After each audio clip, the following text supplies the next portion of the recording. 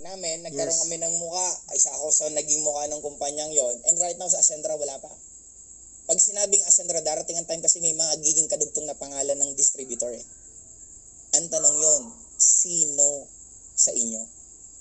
Yes. Sino sa inyo ang nakikita nyo pag sinabing Ascendra, pangalan mo na agad? Hindi ko alam kung sino po dito ngayon, pero isa lang ang sure ko.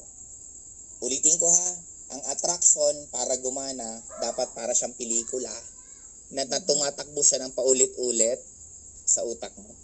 Nakikita Yes. mo man lang ba na pagbaba mo pa lang dyan, nakaabang na sa iyo mga downlines mo? Sa laki ng grupo mo, inaabangan ka nila kasi napakaganda ng sasakyan at napakaganda ng resulta mo.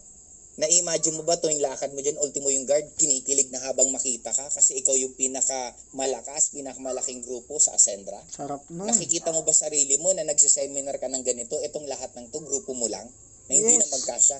Yun yun. Kaya sa akin, una, wala pang mukha ang Ascendra. Pangatlo, napakaganda po ng products natin. Marami na po tayo nagiging testimony